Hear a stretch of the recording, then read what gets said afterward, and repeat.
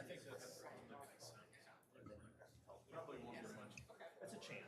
I doubt it, but there's a chance. I like that you're putting actual date there because your old copy Oh, I have done Friday before because had that's the when date it, of when it was yes, done. yes. And I've made that mistake a couple times. Oh, just said the. Or had so I just love that you've got. I know. I like mine. I'm very.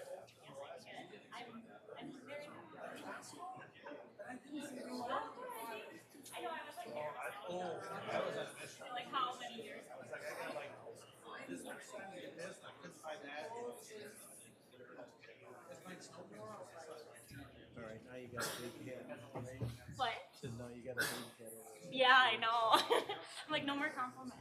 Well, you know, all healthy now. So of course, in the middle of winter press. My voice is the last thing to ever back on. Just like, throw it right in there. That never stopped me. Throw it right in. As long as I was alone. Where were the grandkids? Because wait a minute. I love that sweatshirt. That is so, Oh, yeah. that is so useful. Yeah. It's warm. It's amazing warm. It's the weather.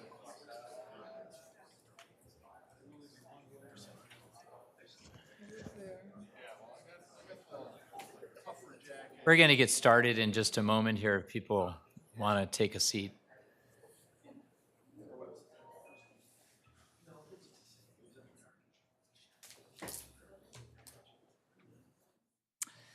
All right.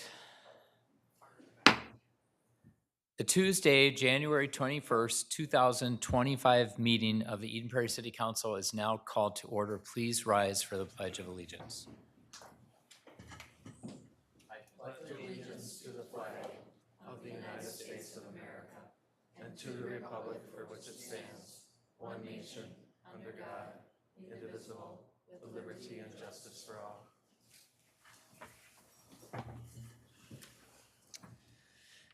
Thank you, those that are in attendance, for coming out on this cold Tuesday evening. Not as cold as it was this morning, however. We were just talking, my Comcast indoor thermometer, as well as matching my car, was 19 below up on Pioneer Trail. So I'm assuming most of Eden Prairie was similar. That's getting pretty much down there in the thermometer range. All right. It's typical this time of the evening of our meeting for me to read an open podium invitation. Open podium is an opportunity for Eden Prairie residents to address the City Council on issues related to Eden Prairie city government. These sessions, these open podium times, occur prior to each regular council meeting. The regular council meetings typically occur the first and third Tuesday of each month. The open podiums occur from 6:30 to 6:55 here in the council chamber.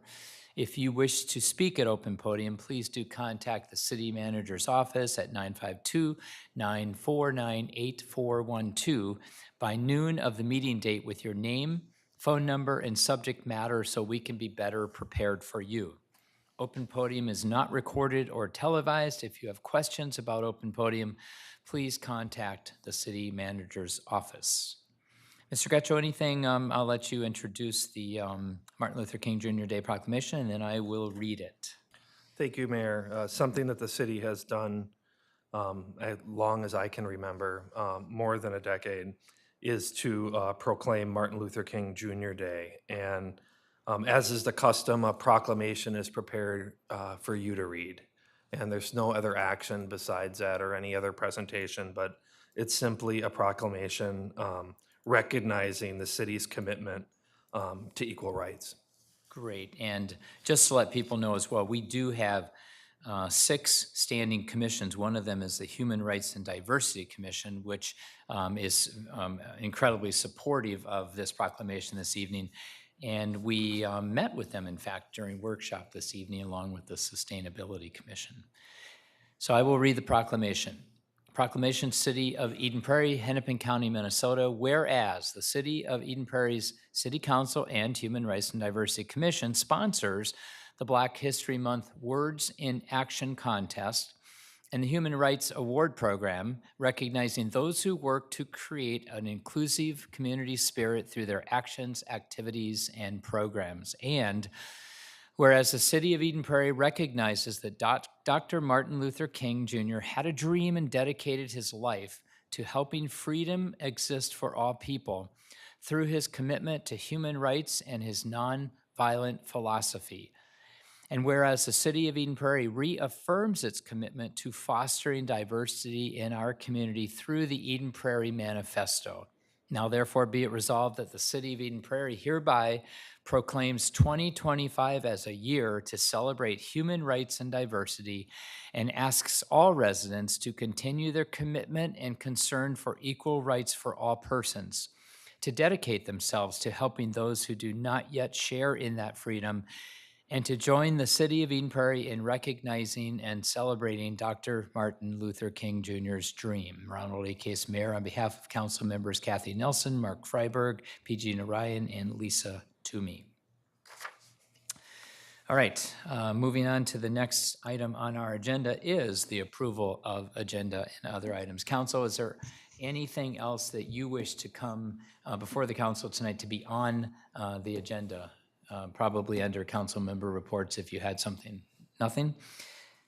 I will entertain a motion then to approve the agenda as in our packet. Move to approve the agenda. Is there a second? Second. Any further discussion? All those in favor say aye. Aye. Moving on, we have the minutes from the January 7th meeting. We have minutes from both the workshop and the council meeting. Council, any edits, corrections, things you want to call out, concerns you had about the minutes? If not, is there a motion that we could approve both the workshop and the meeting that evening? Move to approve the following city council minutes. City council workshop held Tuesday, January 7, 2025. City council meeting held Tuesday, January 7, 2025. Is there a second? Second. Further discussion? All those in favor say aye. Aye. Opposed?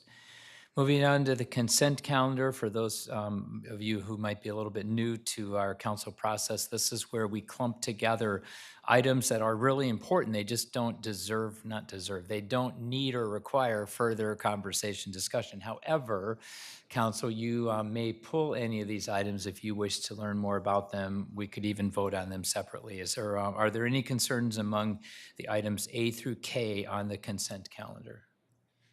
If not, is there a motion then to approve items A through K on the consent calendar? I move to approve items A to K on the consent calendar. Is there any further discussion? All those in favor say aye. Aye. Opposed. All right, this evening we have two really important items. One is a public hearing on the Marshall Gardens, which I believe is the largest residential piece of property yet to develop in the city. So it's exciting for us to be here this evening. If sometimes development is also accompanied by loss of the open space and people have concerns, but nonetheless it's private land. And from a development standpoint, there certainly is a positivity and excitement to it. And then we also have the adoption of bids, which is a pretty big deal for our city complex here, renovation. So, Mr. Getchell, I'll turn it over to you for the introduction to the public hearing this evening. Yes, thank you, Mayor and council members. You're correct, Mayor. This is a over 32-acre site in southwest Eden Prairie, scheduled to be developed for residential use. Currently, the property located at 9905 Dell Road is a single-family dwelling, agricultural buildings, farmland, and private open space. As you will hear tonight, the proposal is to approve a development of 15 single-family lots and 100-unit multifamily stacked townhomes. First, because the council spent a bit of time on this project and it's been discussed for a while, we would like to provide a little bit of a staff update. So our Community Development Director and Public Works Director have a little bit of information to share. And then, as is very typical, The development applicant will also have a presentation and an overview of the project. And then the staff and development team can answer any questions that you may have prior to holding a public hearing, if that's okay. Perfect. All right, thank you. Julie? Julie, Robert? Mayor, members of the council, thank you for the opportunity to provide a brief overview of the project as it stands today. Robert and I have a few slides that we'd like to share with you. As we start this conversation, I want to give a general overview of the project. As Rick mentioned, you've seen it at workshop a couple of times. Planning Commission has reviewed it. There have been some modifications to the plan between Planning Commission and City Council review, and then Robert will answer some questions or provide some information on traffic.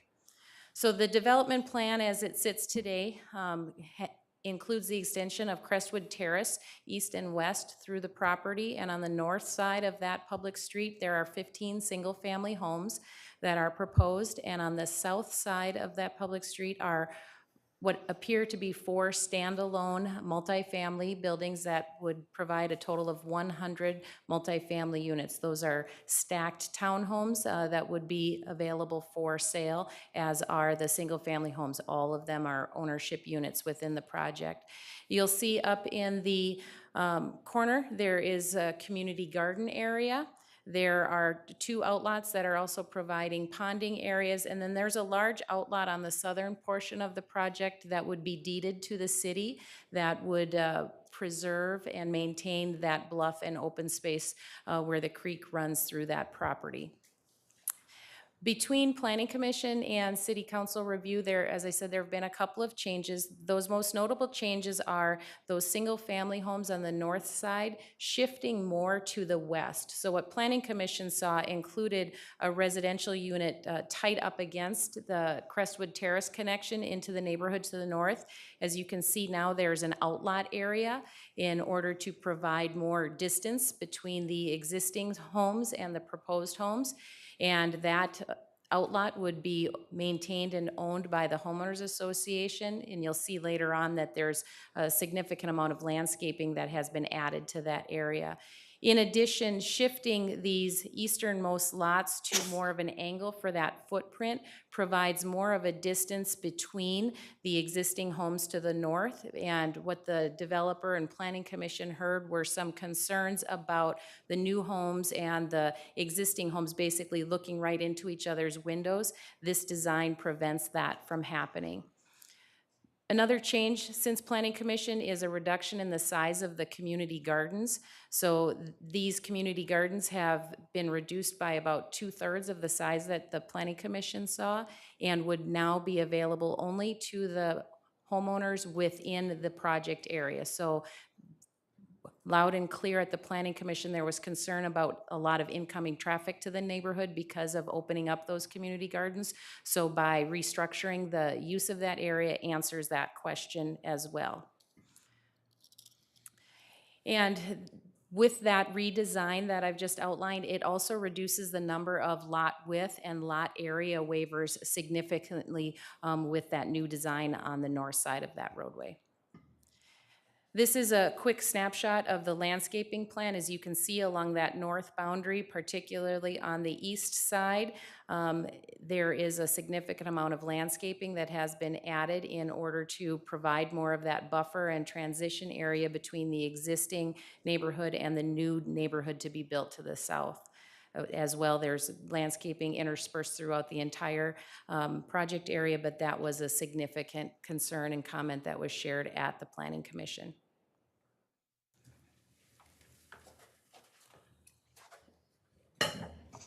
All right, Mayor, City Council, I'm going to go over a little bit of the traffic information. There were a few comments that were brought up during the neighborhood meetings and some comments that have come in since this item was scheduled for tonight. So to spend a little bit of time, when you take a look at this development, Marshall Gardens, there's 100 units of multifamily and there's 15 units of single family.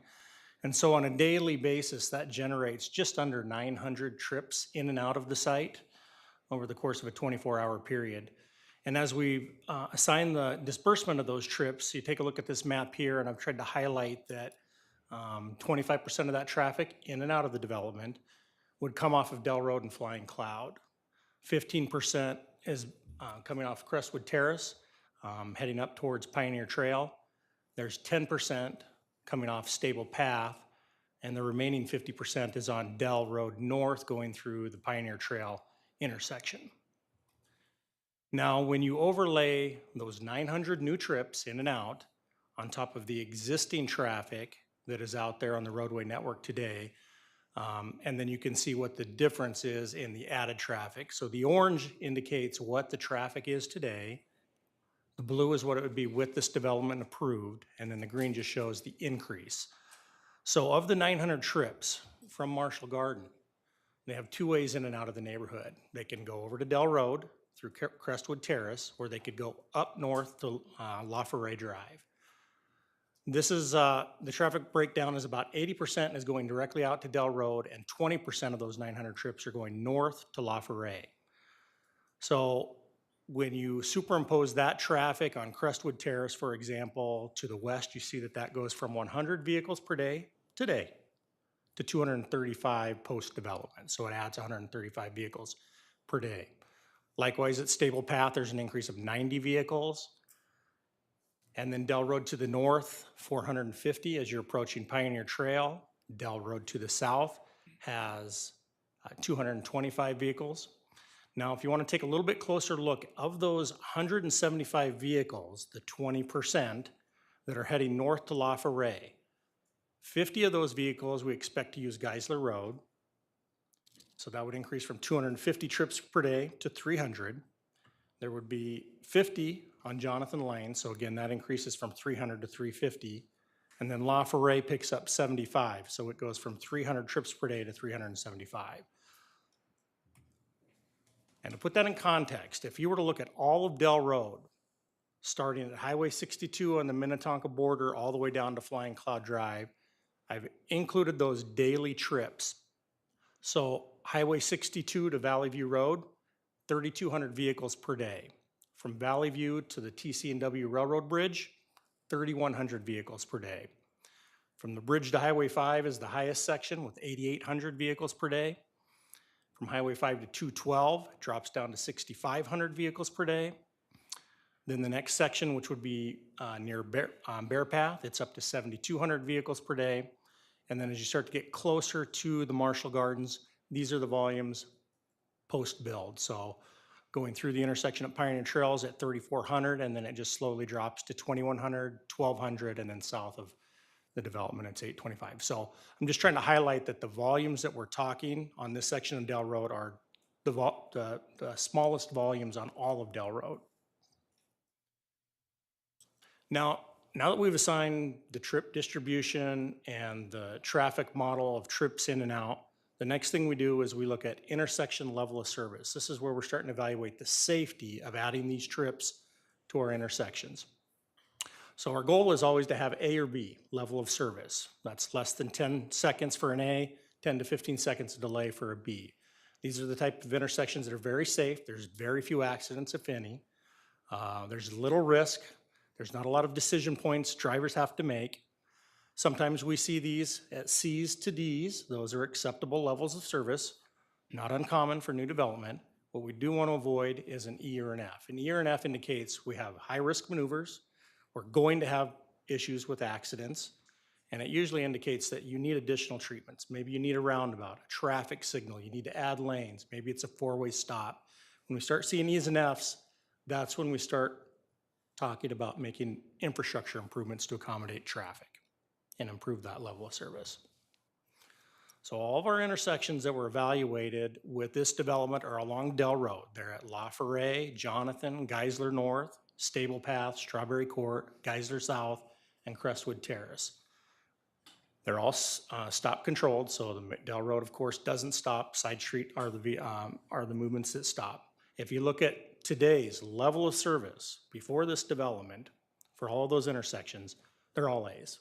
They have 9 seconds or less of delay. So it's like an A minus. 10 seconds is when it hops over to a B. So today conditions, it's A. It's where we always want it to be. Now, if you do a couple things here, now we're looking at 2027 build. So a couple of things have happened. Marshall Gardens all built out. People are living in it. It's 2027, we're factoring a 1% growth rate per year between now and then, just because our population continues to grow. And also Dell Road has been improved. So Dell Road, just by the nature of improving Dell Road from a gravel section to a pavement section, is gonna generate about 200 trips per day, just because now it's an improved road that's more attractive than it was before. So all of those things happening, now we look at those same intersections in the AM peak, the PM peak, under a no build and a build scenario. For the most part, they're all staying the same. They're A's, and I should point out, when it says AA, the first A is the overall intersection level of service. The second A is just the side street level of service. So we're AAs across the board. At Geisler Road North, that does drop to a B for the side street. It adds a second of delay, so it goes from an A minus to a B plus, rather moderate. But it's the same under a build, no build situation. So really the Marshall Gardens is not doing anything to influence that. It's really that 1% growth factor each year, and it's Dell Road being improved. Again, we see some more A's at Strawberry, Geisler Road South, and then at Crestwood Terrace, that is the one that goes from an A under a no build scenario to an AB in the build. So that's really the only one that changes, primarily due to Marshall Gardens. But again, it's a 1 second increase in delay. So really the conclusion of all of this is that currently all intersections and approaches operate at a level of service A today during the AM and PM peak hours. And the peak queues, that's the number of vehicles that are stacked up waiting to get onto Dell Road, is always 2 vehicles or less. In the year 2027 build scenario, all intersections and approaches operate at a level of service B or better, most of them are better, during those exact same periods. And the peak queue for some of those do reach 3 vehicles or less. So it's an additional vehicle that's queuing, and that's why you're seeing that added second of delay. And again, Dell Road, this section of Dell Road will continue to have the lowest overall volumes along the entire corridor. And the last thing I want to point out is that stop signs are being recommended at Crestwood or for Crestwood at La Forêt. And maybe just a couple other things to point out, because I think there've been comments about, well, do we need a roundabout at Crestwood? Do we need an all-way stop? Generally, we're not looking for roundabout unless you start hitting about 500 vehicles per day per approach, and you have a level of service issue. You've got excessive delay, or maybe you have accident problems, and we're just not seeing those types of characteristics at that intersection. So it isn't something that we would typically recommend. As for the 4-way stop, generally, the 4-way stop analysis has warrants where you're looking for 300 vehicles per hour on your major street for a minimum of 8 hours out of the day, and we just don't have those volumes here. We've got 1,200 for the entire day, so we would never be anywhere near 300 per hour for 8 hours. Also, you want to see a side street vehicle volume of 200 vehicles per hour, and again, those volumes don't exist at Crestwood Terrace. So the 4-way stop wouldn't be warranted today. I think that's something that we'll evaluate, once opening, all units are sold. This is one of those routes that are always on our count list that we do every 3 years. So we'll evaluate it and see if conditions change. But based on what our traffic model is telling us, it wouldn't be a good candidate for a 4-way stop. And that concludes all the traffic information. Robert, I just have a quick question. When Dell is improved all the way down to Flying Cloud, are we I think I read into what you said, that we're anticipating some increased traffic because of drive-through traffic, people cutting that short, they could go down to Spring, they could go to Eden Prairie Road, right?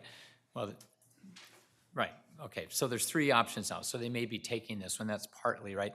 Do we anticipate more than the 225, I think, cars out of the neighborhood going south, that now it's improved and it's just an easier, not that they, I guess, would have gone down to Eden Prairie Road, right? They would have probably done Dell on a gravel road, but, so really we're just anticipating an increased cut through coming up from the south. Yeah, generally it's we predict there'll be 200 new vehicles that don't use that road today that will, once it's improved, that maybe they're using Eden Prairie Road, Spring Road, maybe Highway 101, I'm not sure, but these are not neighborhood traffic trips. These are people that are maybe trying to get to 212, maybe trying to get up to Highway 5. But yes, those would be 200 per day that will not exist, that don't exist today, and will happen regardless of what happens with Marshall Gardens. If that continues to be farmed, we anticipate 200 new trips once that road is improved. And do we have any tools to deal with that down the way if, if we wanted to really try to route cars more to Spring Road because there's not the residential development on either side of it? I mean, are there tools we could use to try to limit some of that cut? I don't anticipate it being a problem, I really don't, but if it were, Yeah. I really don't think there are tools. I think that these are the types of volumes a road like this is going to attract. And to put that into perspective, I mean, we're talking, south of Marshall Gardens, 825 vehicles per day. I'm trying to think of roadways that have that low of a volume yeah, right it's- now. yeah, And it's- there's, I get it. It's low, I understand that, so, okay. Council, anything else of traffic and/or at the moment, something with development with Julie? Lisa? No? Oh, your No. turn. No, well, I'm thinking Dell Road is, or not Dell Road, yeah. It's fairly steep though Got to towards, grade it. That's one reason we would be rebuilding it. are we gonna how is it gonna, how's it gonna look? the grade improves slightly. The curves are pretty sharp right now, so we'll be regrading those so they're not as sharp. But this road will have curves. I think Okay. the curves in and of themselves will help keep speeds down. That's what I think too. It might keep people from using it as a through Yeah. road too. I don't know. Okay. Thank you. Okay. Mr. Getchell, would you propose, we can always come back to both of you if there's questions. At any time during this process, as you know this evening, Council, you can ask questions. We're going to open it up to public in just a moment. Oh, presenter from the developer. You're antsy, and I appreciate that. Thank you. gave me Is there the anything eye. else before we have the developer then present? No, Mayor, that would be developer next and then the public hearing. Got it. Thank you so much. So thanks for being here this evening. Go ahead. Name and then company and address. Thank you. My name is Kelsey Thompson. My address is Lake West Development, 14525 Highway 7 in Minnetonka. I just first want to say thank you so much to the staff. I know Jeremy's not here tonight, but Julie Carter, who's also not here tonight, it's just been such a breath of fresh air working with this staff. It's just been a really wonderful experience. Thank you for the council members and the mayor for bearing this cold season to be here tonight. We're excited to be presenting this project. Also, thank you to all the neighbors that are joining us tonight, both online or in person, and for following this project. Does somebody have a presentation? Thank you. If you want to flip to the next slide. This is just our timeline outlining our workshops that you're familiar with, the 2 neighborhood meetings that we've had, and most recently when we met with Planning Commission. If all goes smoothly, we plan to start construction this summer. Thanks. This is the site plan that was presented to the neighbors and Planning Commission. As a reminder, our intent with this plan was to preserve the bluffs and a portion of the historic land use to grow vegetables, preserve the substantive open space that the neighbors are to the west and to the north are accustomed to, and by that giving an abundance of spatial separation. Also to align with the 2040 Aspire plan for this infill site. Next slide. Thanks. So what are some concerns that we heard at the Planning Commission meeting? I think Julie hit on those quite well, but I will go through them with you just to explain a little bit more of our why. And one of the concerns that we heard was the spatial separation for the neighbor to the north of lots 13, 14, and 15, just on the east portion of this site. The neighbor had a concern that their property was really the only one that had a home from this development abutting their property line. We did note that we are preserving quite a bit of open green space. If this was developed, with all the hardscape or maximizing hard cover, that all the neighbors would have lots of budding properties. But in this case, this neighbor had this concern. Another concern that we heard at the Planning Commission meeting was the community garden area. If you just want to flip to the next slide. In this plan, the outlot for the community garden was just over 2 acres in size, allowing for a couple hundred plots of various sizes. one of the key issues that came up was how the space was going to be managed and maintained, what it would look like, especially with the size and being open to the public community. Another concern with that was just the outside traffic and the need for parking that the community gardens open to the public would create. Another concern that we heard at the Planning Commission meeting was the desire for more landscaping and buffering trees along the northern property edge. With this concern, the neighbors to the north wanted to ensure that there would be adequate screening from the community garden. And those are some of the concerns that we heard at the Planning Commission meeting. If we jump to the next slide, thank you.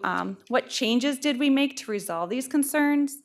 One change we made was to shift the villa lots to the west and angling the easterly lots 12 through 15 to provide adequate buffering and spatial separation. Julie already hit on this, but by shifting those lots, the former lot 15 is now entirely an outlot for landscaping and buffering that will be maintained by the HOA, providing that adequate screening and buffering.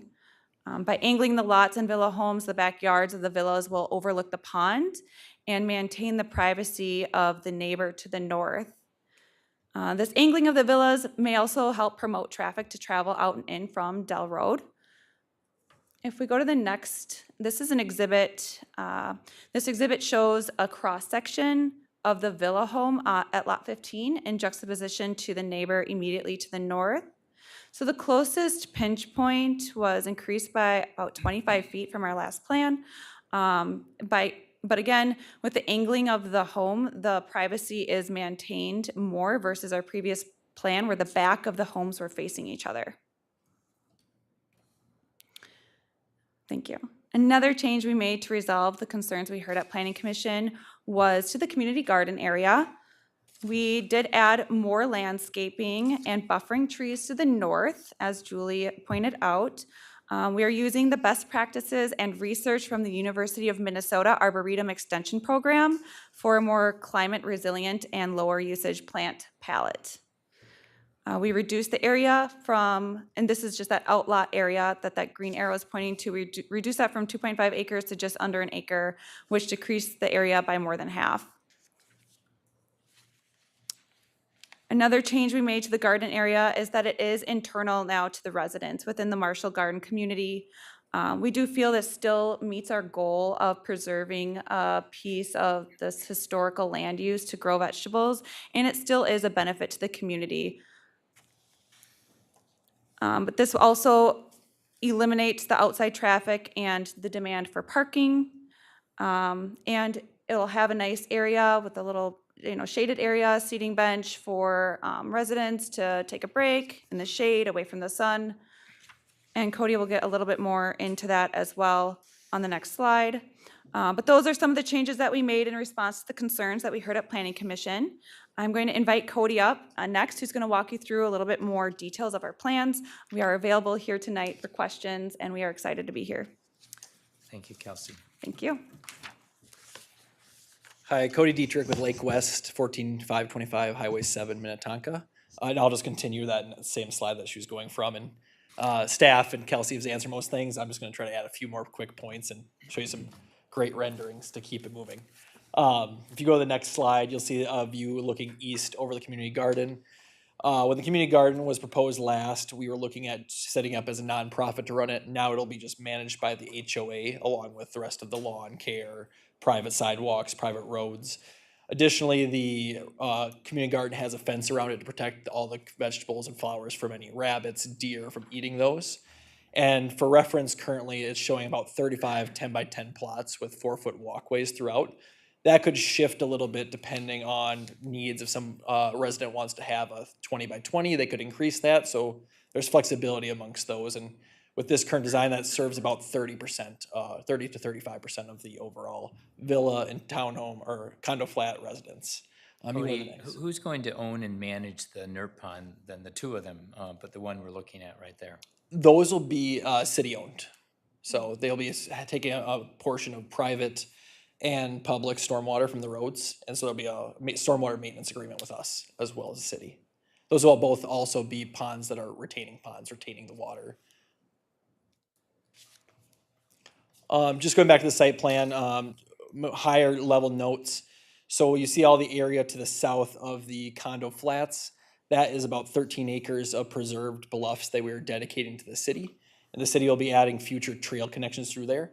When you look at the development overall, we are preserving about 59 to 60% as green open space or pond space through the community garden, the bluffs, and throughout the whole entire development. Here's some renderings of the project. This is from the front north side looking south at the main entrances. There will be 23 units in each of these center buildings and then 27 in the two buildings with elbows. In the center buildings, there will be area for a management office, club room, small fitness room, outdoor kitchens, and different amenities to service both the villas and the condo flats. You can go to the next slide. This is just looking at the space between two of the buildings, the elbow building and the straight building. This is all above the parking garage that connects all the way through. It'll be landscaped and provide those different grilling areas, outdoor kitchens, seating areas, and aesthetics to get to the south side of the project where the pool and everything are. This is an overview of the pool, which is in the center of the south side of the development. This originally was up in the northeast corner, but from concerns we heard through the workshops, neighborhood meetings, those then shifted, or the pool shifted back to the middle along with the amenities from a previous club room to make them central to the development and then further away from the residents to give that buffer. I do want to point out too some of the sustainable features of the development. You'll see solar panels on top of the roof. On the entire south side of the roof, we have shed-style roofs where it allows for those solar panels, and then you'll see the steeper pitches to provide that architectural level on the north side, on the street side. So we have solar panels and portions of the roof with the options to add as we go further. Additionally, the site will be creating new stormwater management through the stormwater ponds. Currently, a lot of that stormwater runs off down the bluffs and into Riley Creek. And then we'll have EV charging in the garage, able to service up to 1 per unit will be planned for future proofing. And then we have Energy Star appliances and climate resilient plantings that we've been working with Arboretum on as part of the community garden and all the additional landscaping with our engineer Westwood. So looking to make this as sustainable and green as possible to go with the fact of the Marshall Gardens and creating their legacy long term. Cody, what kind of electric output are we talking about with, that's a lot of solar panels up there, and what will it be able to supply in terms of these residents? Yeah, so we currently estimate to supply probably about half of the common areas, and maybe a little bit more to the residential, but that's still to be worked out. It's a couple 100,000 kilowatts per year. I'm not a full solar expert on exactly how much that means, but I'm not either, but, and we'll be working through that further as we go. Sounds good. Yeah. Here's just another rendering of the front side looking to the south.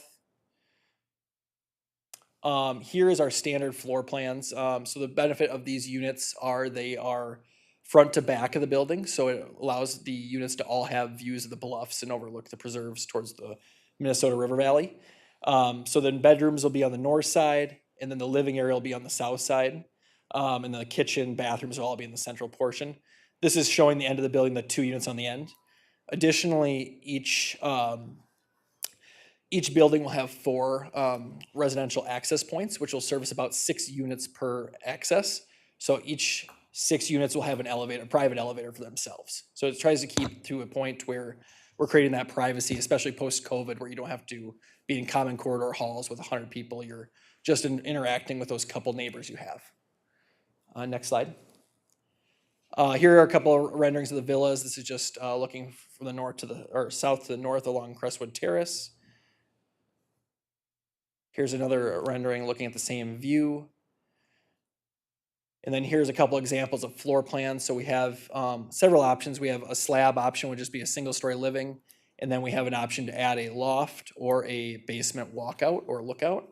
The intent, again, is to create that single-level living. So we have the main bedroom, the washer, dryer, all the bathrooms on that first level, with the addition of the ability to add those additional bedrooms or recreation space for grandkids, live-in children, guests coming, whatever that may be. So if somebody was just to build out just the single-story slab, it's about 2,400 square feet. If somebody chooses to go to the loft or with the basement, it's about 3,500 square foot villas. The condo flats are all around 2,000 square foot, 2-bedroom dens, with the opportunity to create the den into a 3rd bedroom. Next slide. I think that wraps it up, and we're happy to answer any questions and anything else that you guys would appreciate. I have a question. Yes, go ahead. Question I got, you use the term stacked townhouse. I use the term condo. Explain the differences to me, because I have not heard that term before in comparison to what I'm looking at. I don't think I use the term. I think actually Julie mentioned that one. Not to put Julie on the spot. But the intent, I think, we've mentioned townhomes a couple times with this. It's meant to keep that townhome level scale. You know, we're about 37 feet tall, which could be similar to a 2-story townhome. So it's trying to keep that scale, but we're all single level living with that elevator. And Okay, so really it's condo. it's condos, yep. Condo flats, yep. That's just what I want to make clear as far as my head, because the way I understood going through this as far as that it falls heavily under that realm on it. Yep. Okay, thank you. Sorry, Kelsey, again, maybe I could just steal the mic just to explain a little bit further and maybe why some townhome language is incorporated with these, and that they do live kind of like a townhome, and that there is no central corridor like a typical condominium building.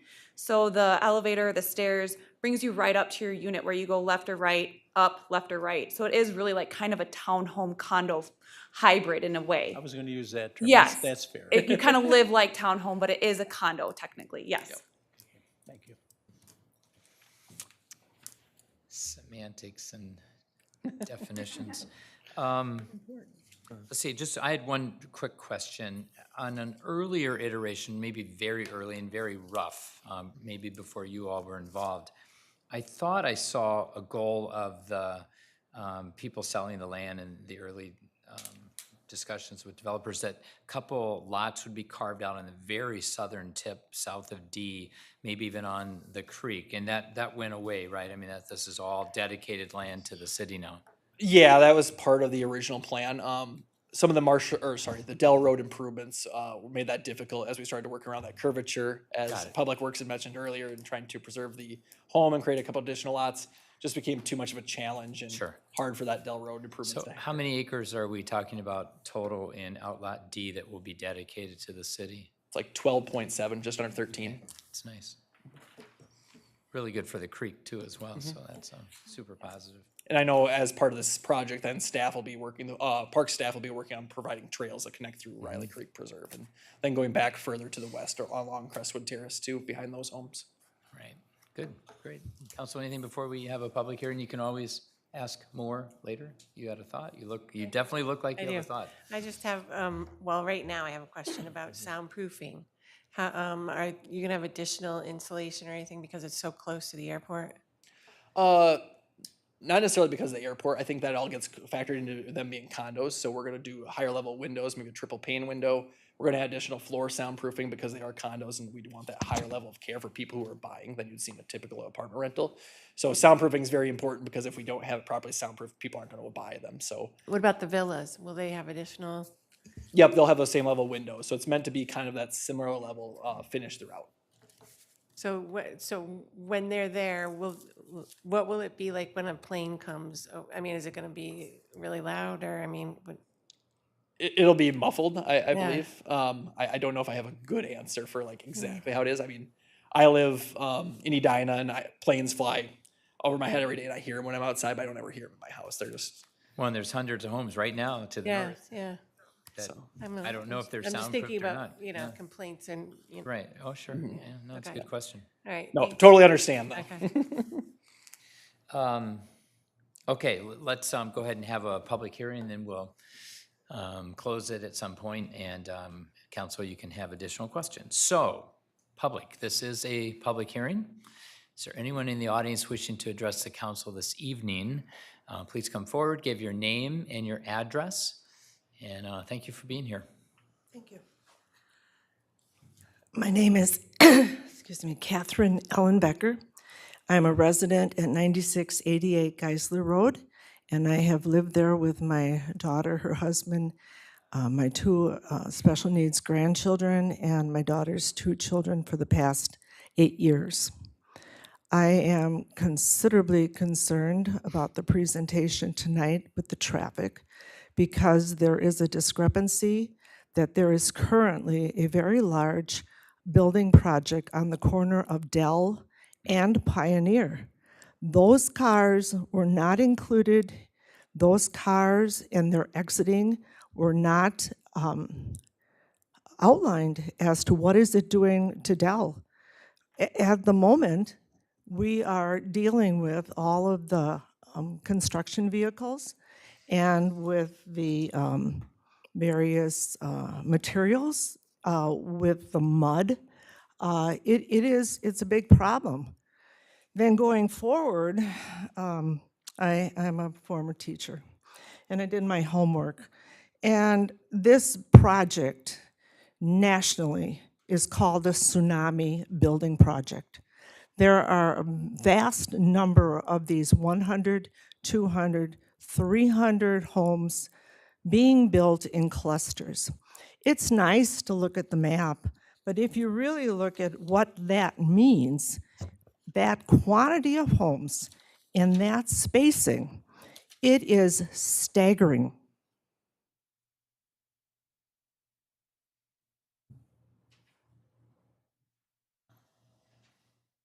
Catherine, just so I understand your concern, is it the clustering itself? Is it the fact that there's so many homes in America being built that Well, there's too the many? clustering materials, the population and housing density have a substantial influence on the occurrences of residential fires in the environment.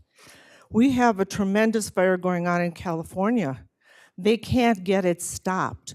We're talking about 30 acres of vegetation south, west, and east of this building project. The density variable was changed at the last meeting, and the land was reduced to a very high density of homes that are now going to go taller.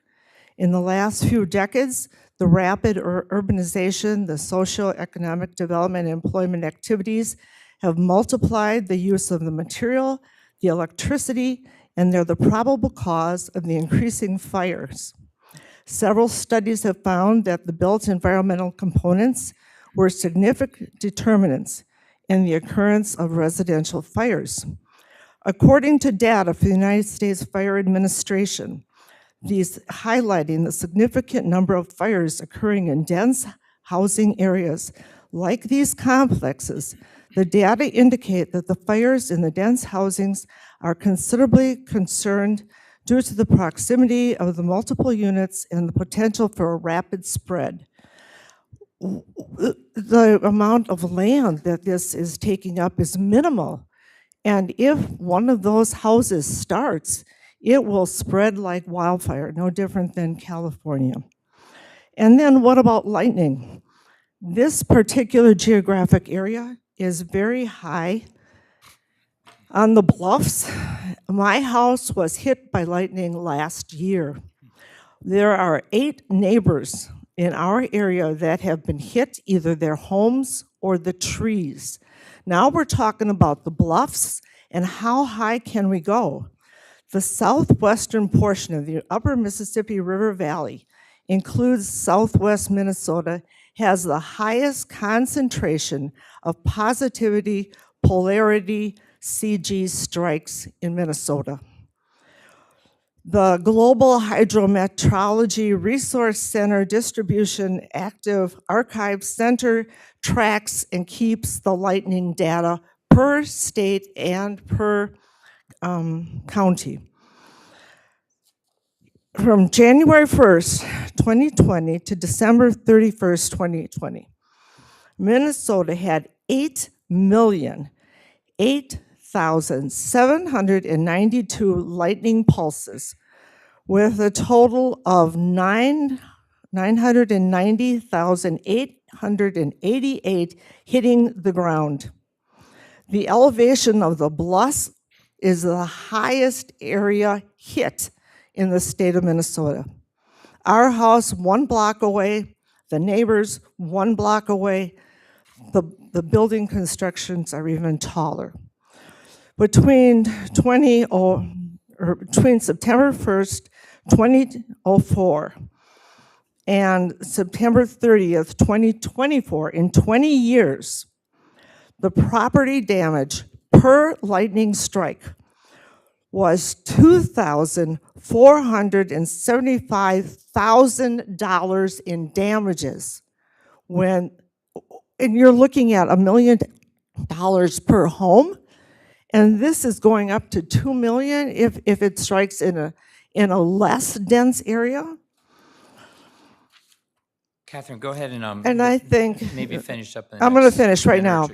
That in the local news, Eden Prairie has it indicated that there is not enough fire equipment, there's not enough fire members, and there is much more money needed for full-time staff and for the time fighting equipment. Fire damages to the homes, the duplexes, the townhouses, the garage, the businesses. This is a very important global warning condition.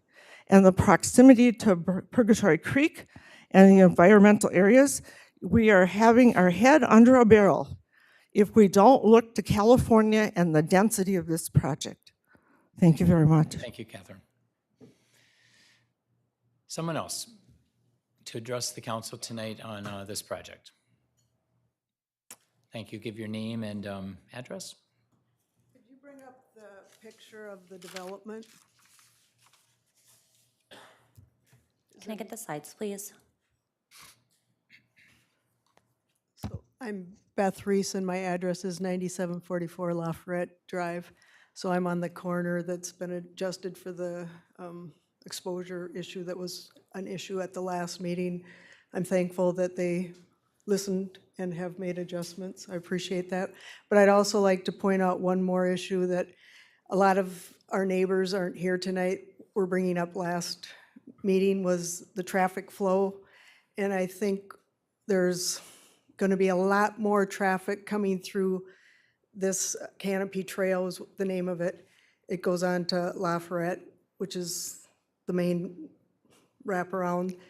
But if you look at the exits coming out of the condominium development, there's 3 exits, and 2 of them are gonna steer 90% of the traffic going east, and that's gonna go into the developed neighborhood that a lot of single-family homes are. I think we wanna move it so that that middle exit is more towards Dell, which can accommodate more traffic, a lot more traffic. It's still only going to be a 2-lane road compared to north of Pioneer Trail on Dell, you've got 4 lanes. So that can accommodate a lot more. We need to move that middle exit point much further over so that the traffic doesn't want to all go to the east. Because your exit points, if you look at your basement parking, you've got underground parking. Everybody's got to park underneath there. They get 2 stalls, that's 200 lots. They could all go out. We have no control over them going into our neighborhood unless we make that a one-way coming in and out, just make it so they can only come in for emergency vehicles. That would be my proposal if this isn't adequate, to just move that over so that you're steering more traffic towards Dell. I can't believe that this hasn't been addressed yet. So I know you listened to me on the last conversation, and every time we've come, this is my 4th visit, they've made accommodations. So I know you'll still process this. Thank you. Thank you. Hey, Cody or Kelsey, let's see, can you put that map back up? So where the outdoor parking is and where she's talking about the exit there on the kind of upper right side. Can you access underground parking from that parking lot, or are all those cars exterior parking? Yeah, so the left and the center access points access that grade parking. But then both of them have a spot where you see the dog park down to the bottom left next to the pond. Those loop around, and there's access to the underground parking there at the bottom southwest corner. So the garage actually has accesses on both ends of the building. So you can go in and out either way. The parking that's in the middle that would I wish I could point at. In the underground or the? No, I'm talking about the exterior, like what you might think of as visitor parking. Yep. That doesn't have access to underground parking, only the 2. Correct, yep. So that's. So really that exit there, I mean, again, if you think that most of the condo owners will have their cars parked in the garage, that exit's not a relevant exit to move, is my question. Understand what I'm? It doesn't, it won't get used that often. I think Right, that's what that's you're my getting point. to. Very important for fire though. So we have all those access points so people can walk out. So if they park in front of a visitor If they parked outside. to go into the yeah, yeah, yeah. residential, I understand that. but then fire needs that access so they can get through and there's no The dead majority will end. be underground parking Yep. likely if they live there. Yep. Okay. That's my only Yep. point. Thank you. Let's see. Anyone else in the audience wishing to address the council this evening? Come forward, give your name and your address. Hi. Hi, my name is Cindy Leverins. I live at 9703 Geisler Road. And my concern is and has been traffic and density. The traffic, they explained how it goes less and less and less as it goes south on Dell Road. Well, the road also gets smaller. It's a single, it'll be a 2-lane road and it'll be residential versus north, it's not residential. So it's completely different. And density, that area has always been low-density housing. It's just been changed to medium density. And considering that the number of houses are built on basically just over half of the land that we're talking about, it's at the upper end of medium density. And for a condo to be set that far from the city center, and there's no shopping, there's no transportation, it's highly unusual to be in that kind of location. So again, it's the density and the traffic. And those are my concerns. They have been the whole time. I don't know how to address it with the pictures that they have, although they're beautiful. It just doesn't seem appropriate to me for that area of Eden Prairie, which is why we bought in that area of Eden Prairie. And that will completely change. So those are my concerns. Thank you, Cindy. Hey, Robert, where'd you go? Before I forget, because the traffic came up again, the question was raised, did any of our traffic calculations include or think about the townhome development on the southeast corner of Dell and Pioneer? So the traffic generated from that Pulte development, most of that traffic is coming directly off Pioneer Trail, and they're the first left turn in. So most of that traffic doesn't even pass near this development, or the residents that have spoken. We did factor in growth rates and accounted for we made some conservative estimates of what the traffic would be, just to err on the safe side. And then I'll also point out that the Dell Road you see on the northern end of town, Highway 62 to Valley View to the Railroad Bridge, that is also a 2-lane road, almost identical to what's being proposed with this section of Dell Road. Again, it's mostly single-family housing, but we have volumes of 3,400, 3,200. A 2-lane road can safely handle 6,000 to 7,000 vehicles a day. There's a lot of capacity still remaining even after this development on Dell Road. It's not really a capacity issue. So my question is, and you answered, thank you, but even though maybe the actual hard numbers, it sounds like you did think about them, but maybe they're not directly calculated into the 3,400 number there, but you were aware of that and you considered that, it sounds like. Yes. Okay. All right. Sure. We still have an open public hearing. Okay, we'll start to the end of it Is then. that fine? I mean, I'm interrupting, that's fine, you can, or you want to wait, doesn't matter, whatever you'd like to do. My If only it's relevant to the public hearing, I think it's helpful for them to hear some It of it. might be. I'm thinking back from earlier workshops. What is the average price that these condominiums are probably going to sell at? Yeah, so the condo flats are about 8.5 to or 850K, excuse me, to about 1.2 million, and then the villas will be about 1.1, 1.2 to up to about 1.5 million. Okay, so these are people who deliberately want to go to this area if they're willing to pay those prices. Correct. We see our target market as more empty nesters, a little bit more senior demographic. So we don't anticipate those same traffic counts as well. Those are ITE codes, and which is fair for using for this traffic report. But we expect there to be a little less traffic because people aren't traveling as much. Thank you. This is still a public hearing. Thank you. Thanks, Cody, and thanks, Kathy. Anyone else to address the council this evening? Thank you. Give your name and address.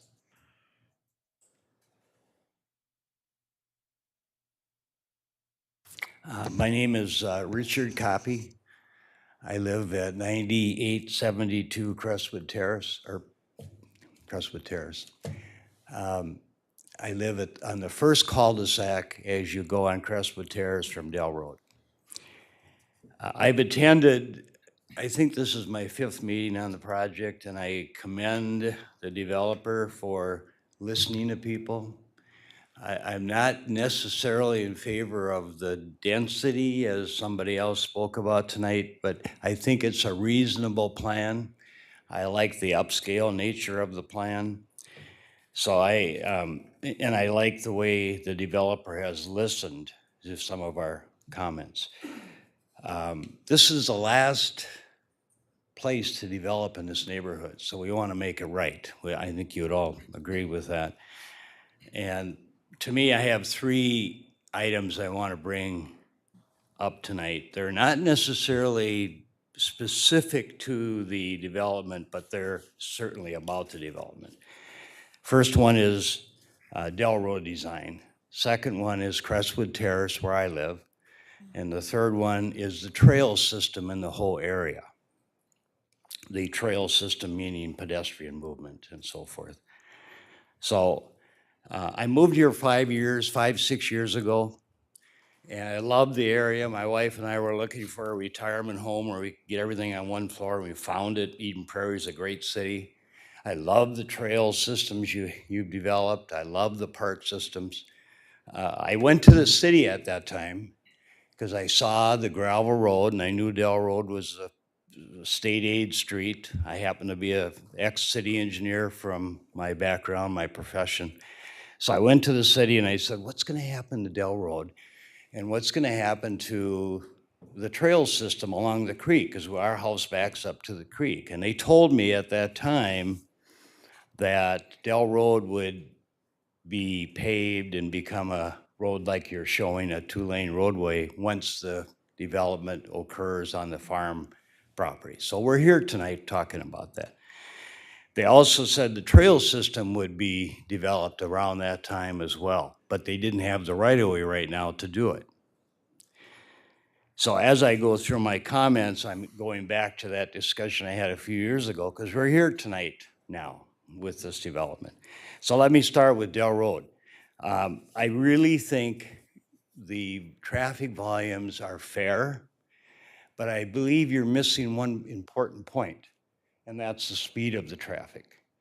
I walk my dog, my wife and I walk along Dell Road, lots of people. There's a lot of pedestrian activity out there.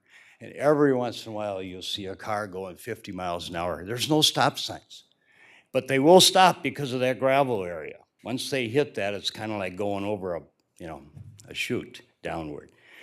And you'll see them stop when they get past Crestwood Terrace. But now you're not going to have that. So I really think, I'm not suggesting you put stop signs up every intersection, but I even suggested back a ways you look at a traffic island at Stable Path, or maybe at Crestwood Terrace where this development's going in, because traffic roundabouts have proven to be efficient in not only moving traffic, but slowing traffic down. So something to think about. And I really think the Dell Road design should be looked at real carefully, because once you take that gravel road, flatten the curves out a little bit, lessen the impact of the vertical alignment, speeds are going to be an issue. I really believe that. And maybe you won't see it tonight. I mean, maybe you won't deal with it tonight, but you will deal with it at some time in the future. And I hate to see it happen with a pedestrian vehicular interaction that becomes a serious problem. I also on Dell Road want to point out one real important thing, and I think the developer has touched on that already, but I'd really like to see the Dell Road design focus on that, and that is the landscaping. I came in and met with your city engineer. He's not here tonight, but I met with him and the planner. And I looked at the plan carefully. You're taking out a ton of trees.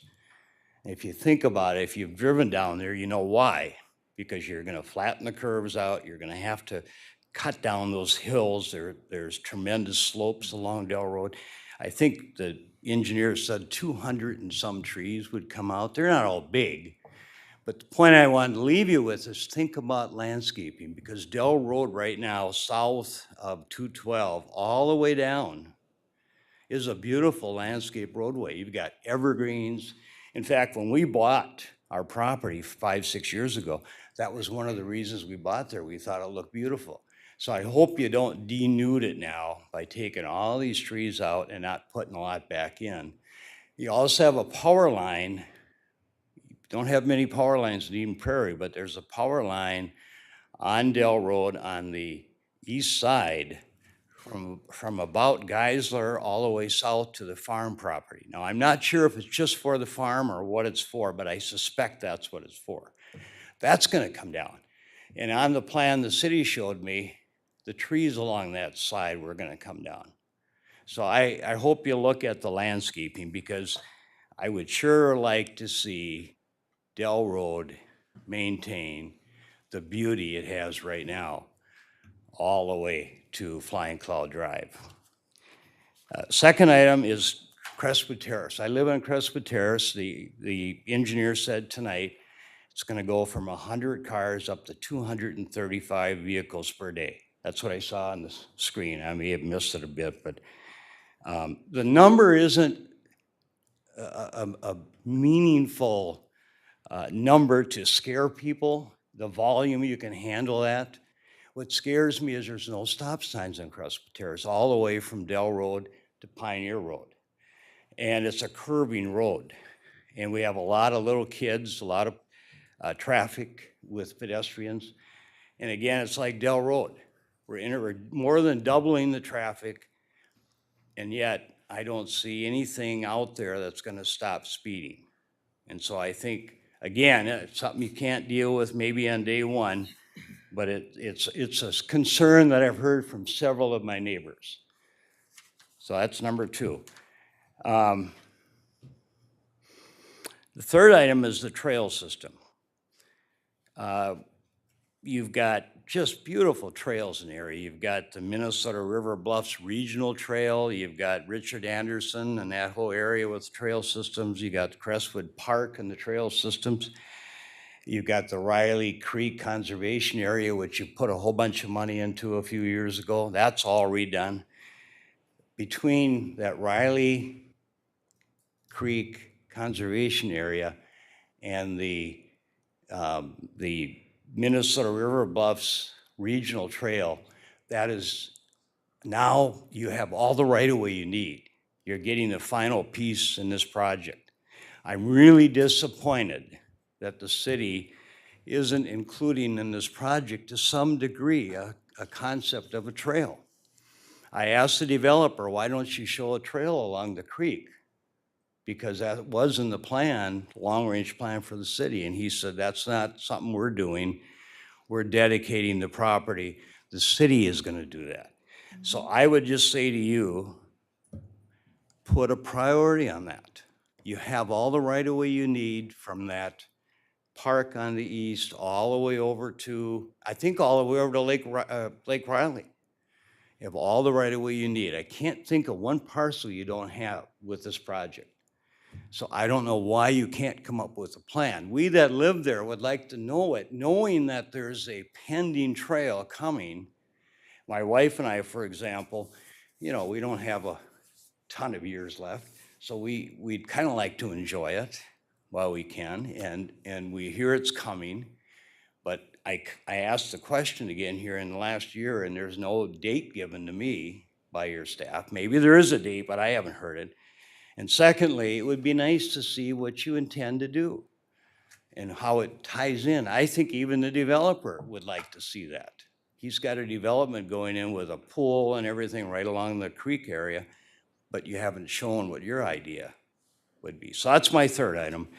I know they're not all tied directly to the specific development, but I think they're all important items. And I would like to thank your staff for being friendly to me and my neighbors and the developer for listening to us, and thanks for tonight. Thank you. Anyone else to address the council this evening on this project?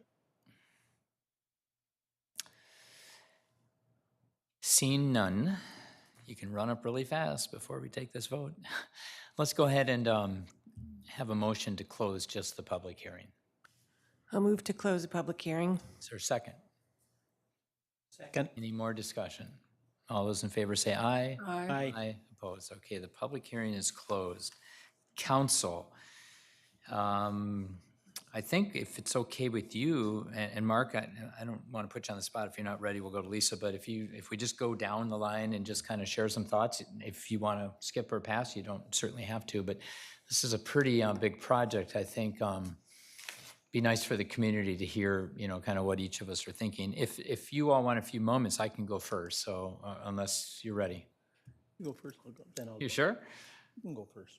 Okay. Okay. You okay with that? Yeah. All right. I just took some notes based on responses to the comments this evening. So first, I do want to thank, what do we have, 4 people? However many, I should look at my notes, but people spoke up. Thank you for coming. It's always nice to hear from our community members. These kinds of projects, typically in my 29 years sitting up here on the council, typically we don't get a whole lot of people saying, love the project, it's all perfect. People come because there are concerns and issues, and that goes with the territory. But it is nice that you took the time to share with us. Second, I want to add, kind of just in the process here, we don't like operate in a complete vacuum where we have never seen this project until tonight.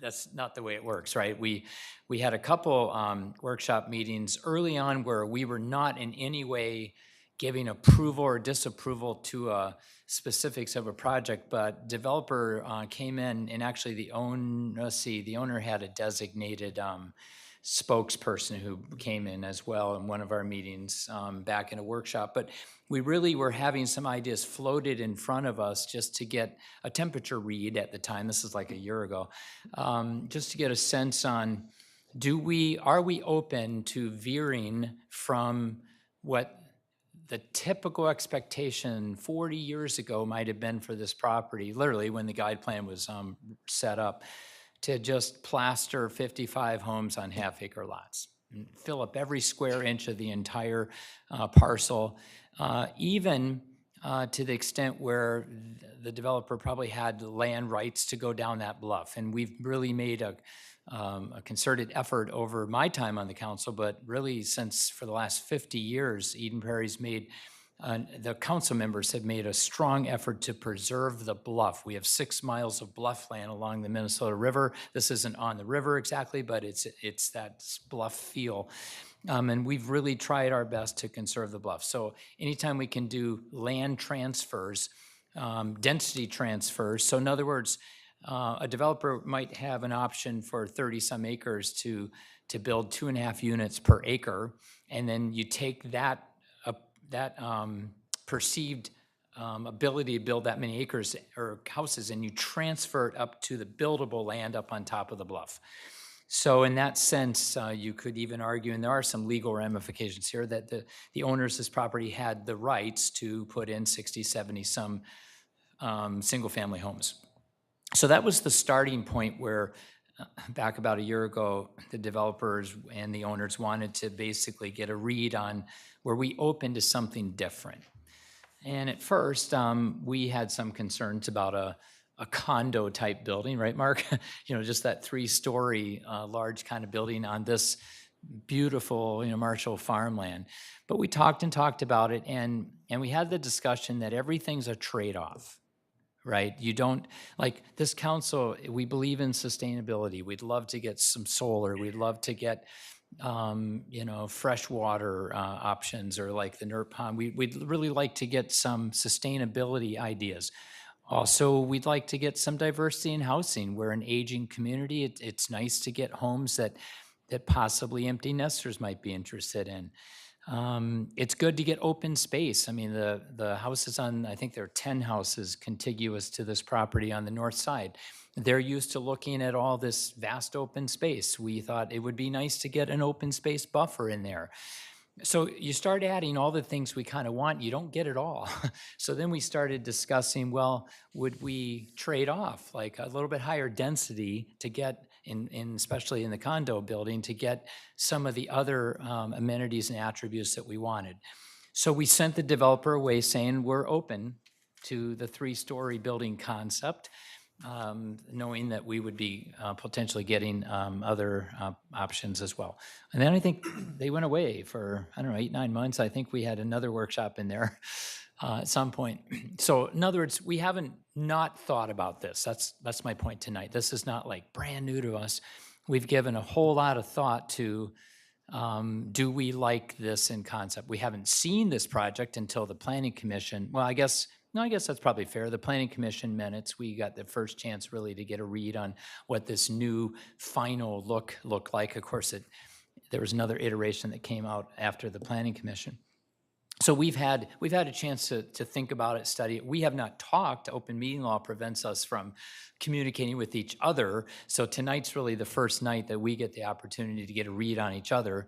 I will say right now to the three of you, be very open and transparent with all of us, because 4 votes are required this evening. We have a 5-member council. One of our council members is not here tonight.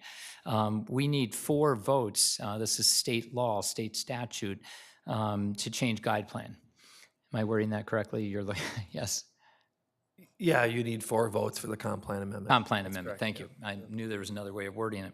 So all of you would need to vote for that. If one of you does not, talk to us this evening. And not that we'll try to convince you, but we probably need to know that in your introductory comments. Now, to pass, once the comp plan amendment, if that were to pass, then the actual project itself just needs a majority vote, 3 votes. A couple concerns came up, specifically the fire concerns. I mean, my house, I'm the only council member in the last 40 years that I know of that had my house burn. Serious fire back in June 5th, 11:32 p.m. 2001. So I'm very sensitive to fires. It was a gas fire leak from the dryer. It wasn't lightning. Nonetheless, I'm very sensitive to that. I will say, one of the really great parts of townhomes and condos is they're sprinkled.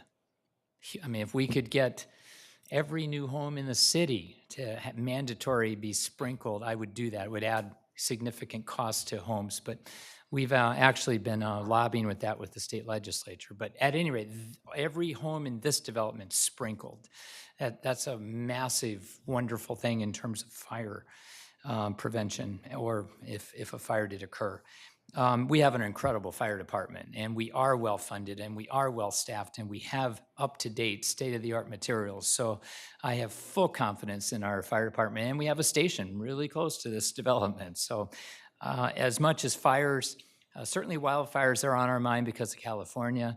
Everything I've read, and you've read it too, it's 100-mile-an-hour winds that did them in, not just we have wildfires in the state of Minnesota quite often up north, but it was the winds, and we don't get the Santa Anas yet, luckily. And then with traffic, we were concerned about traffic when we went from the 55, 65, 70. Actually, the 55 homes were spread, but if you took the density transfer, I think you could get 65 to 70 if you take the bluff in there. But the point is, let's just go with 70. 70 homes, single family, selling at $700,000, $800,000, 4-bedroom, 3-bath, would sell likely to young families.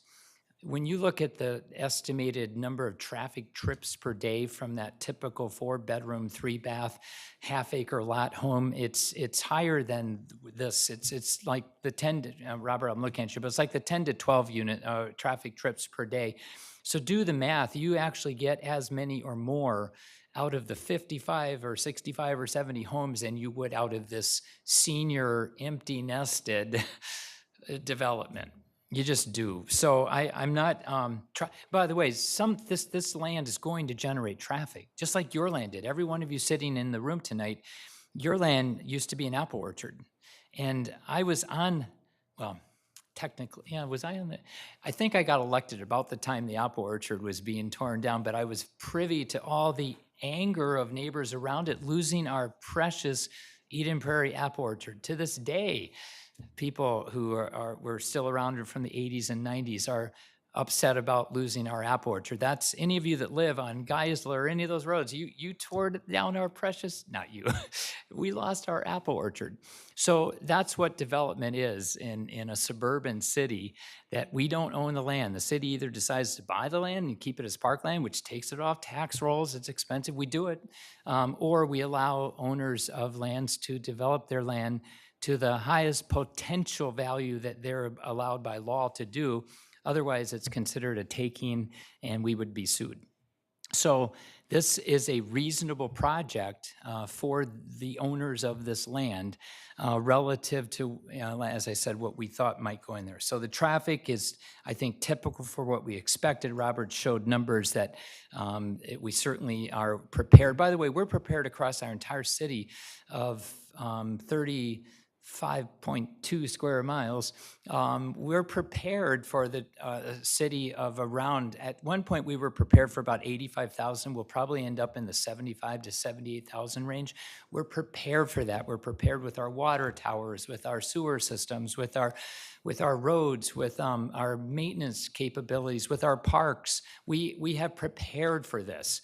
This type of growth is exactly what we had planned for, and it's happening. As who was it who said at the end, and here we are, we're here tonight working through this. And then finally, the density, as I said, I think that was a trade-off that I think we got for our city, important aspects in that trade. Okay, I'm done. Lisa. Wow. Did I talk? I'm sorry. No, you. Someone said you're a retired teacher. I'm a retired teacher. Can you tell? 6th grade, I loved it. They had to listen to me. Sorry, you all don't have to, but go ahead. No, you addressed a lot of things that, I'm sure we were thinking about. But I would like to say thank you for adjusting the plan after the Planning Commission meeting, and I think it looks really good.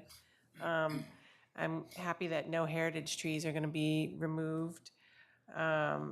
The environmental studies have been completed, right? Okay. And Mr. Ellis answered my question about stop signs. I didn't think about the lightning. You don't think about that, but it's pretty high up there, right? I don't know, I'm not sure about that, but I lived in a house once that got struck by lightning, so. Well, the highest part in the whole city is up north off of Baker, where we have a water tower sitting up on the ground up there. That's the equal height of the water tower that's by the mall, by the way. So yes, lightning hits relative to other high spots. So this is a high spot, but nonetheless, we're prepared. Yeah. Okay. No, I just thank you for listening to the neighbors and adjusting your plans. I'm not sure. I think I'm finished. I may have one more comment, but. Kathy, Councilmember Nelson. Thank you, Councilmember Toomey. Yes, I too think it's important to have this development sprinkled. And what you've gotten planned for is something that will keep people who live there safe. You seem to have taken into account what people need to live there and what they're willing to pay consequently to get what the average person would want. I believe saving the bluffs is important. We've done that everywhere we could. We don't want homes sliding down the bluff at some point. It's safety for the people who live there. It's safety for the people where homes would slide down. Places like California don't take that into account either. At least it seems not to be so much. An opportunity to make trails. I don't think until we've got all the pieces together that we put our trails on our operating plan for how many years out they're going to take. But once we get this owned, it will appear on those lists because we've known it's going to come and it's something we've wanted. And the people, who use them want them as well. It's not the only place there's trails in the city, they're all over the place, but they are used. And so I'm glad that we could make some of these last changes to make it a little better for some of the neighbors. But I will say that, be it from council or from staff or from neighbors, there's been more than typical listening ability by the developers. Probably a lot more than I think I've ever heard before, of looking at all the possibilities and bringing that in. So I am comfortable with this, especially with the last level of changes to make things better for some of the neighbors. And I'm just glad that there was so much consideration over the last year and a half to get as much as we could for this land. Thank you. Councilmember Freiberg. Thank you, Mayor. There's a lot to like about this project.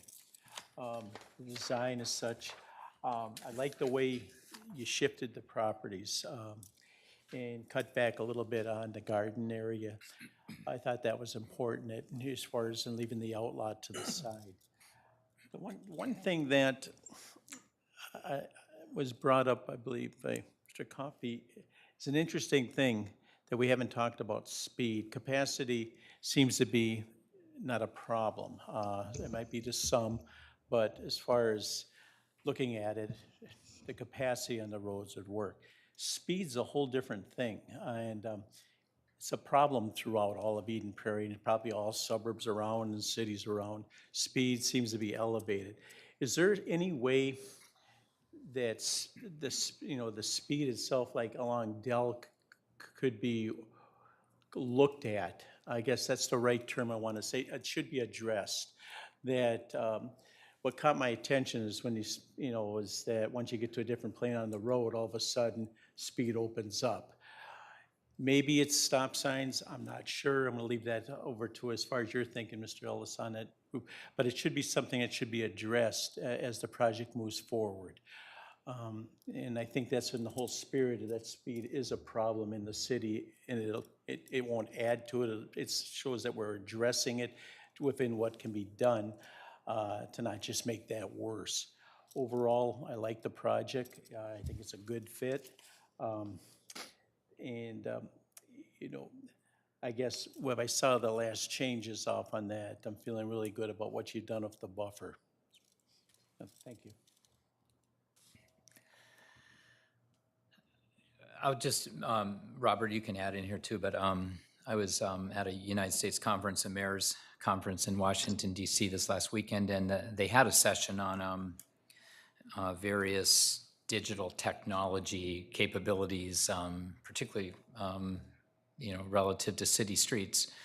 And it's not cheap, but the technology is exploding. I mean, we know that there are license plate readers, and we're not going down that route, by the way. I don't want to receive letters in the mail saying I got a ticket and I didn't even know I went through a speed area. But they do have the digital readouts that actually can send letters to people saying, hey, you were going, here's a picture, you were going 48 and a 33 or 30 mile an hour. And at least to work to slow it down. Again, those readers are not inexpensive. They are. But Robert, we have right now different capabilities around the city with the digital readouts that seem to be working. Again, the technology piece of it can be greatly enhanced as we go through the next few years with giving data back, sending it by Wi-Fi right to City Hall. We could have, I'm just making this up because they're expensive, but if we had 20 of them around the city and constantly sending data back in, and then the police every morning, when they go out on their shifts, just look, and here's hot spots in the city at 10 a.m. over on Dell, whatever. There's things I think we can approach speeding as an issue as a society, but certainly here in Eden Prairie as we go into the next few years. And we've had talks about that too, and with our police. Our police are amazing, and they'll go out and sit in hot spots for a while. There's only 7 or 8 squads on the road at a given time. We can't send everybody out all over, but there are tools we have in our toolbox. I don't know that you want to put stop signs, plaster them across the city. I don't know if people have suggested lowering speed limits to 20 miles an hour. I don't think we want to do that for each of our sakes, but also people won't drive that. We'll have the police so busy trying to ticket everybody, but there are tools we have that I think we could utilize. So thank you for that comment, and I think it will be watched as we, remember, Dell Road is a separate issue, separate project than this project, but they will go hand in hand because we've been waiting to upgrade Dell until the right-of-way money came in from this project, which will pay for a good chunk of Dell up around the Marshall Farm. So it should happen pretty soon that we'll upgrade Dell. Okay. Yes, Lisa. I have a question for you. Don't you think, though, the shape of the road and how it's curved, it'll lend itself to driving slower anyways? Well, that's a Robert question, but I think you're right.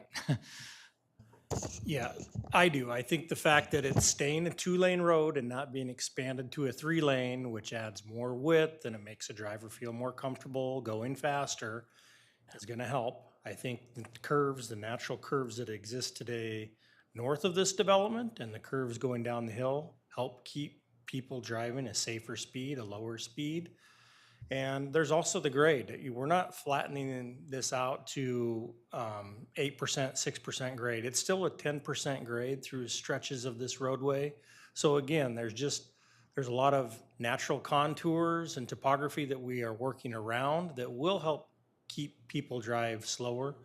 But we also have tools like the dynamic speed display signs that we've employed north on Dell Road in a couple of locations where we have a documented speeding problem. And I think the first thing that we're going to do is we're going to capture some speed data at various locations along this corridor from Pioneer Trail south and identify, do we have a speeding issue? Where are those issues occurring and how big of an issue? And that'll help us decide, well, what type of treatments do we need to look at to maybe address that? And I would argue we have history right now with Spring Road. I think the feel of this new Dell will likely be similar if you've driven down Spring Road by the spring and then by Lions Tap. And so we have history that there's speeding on that road, and we get complaints on that, and we have tools, again, that we've been putting into play on Spring. But thank you for raising it, and we will be aware very much and on this one. We have a great public works department and a great police department. Okay, council, are we ready? I didn't really hear any questions of staff, so are we pretty much ready to vote? If so, would somebody make a motion starting with the second bullet?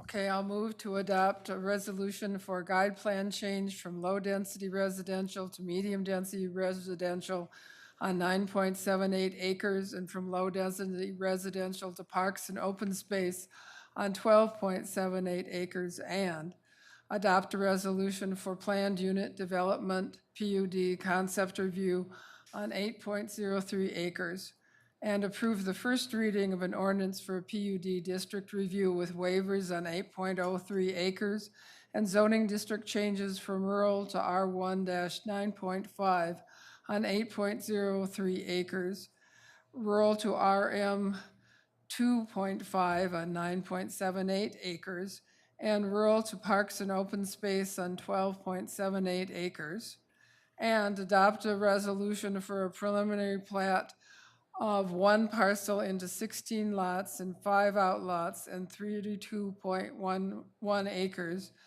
and adopt a resolution in support of park dedication fees on 32.11 acres, and direct staff to prepare a development agreement incorporating staff and commission recommendations and council documents. Is there a second? Second. Any further final discussion? If not, all those in favor say aye. Aye. Oppose? Passes unanimous with the 4 of us. All right, again, residents, thank you for coming. Developer, thank you for your presentation. And staff, Julie and Robert, thank you for your work and presentations this evening.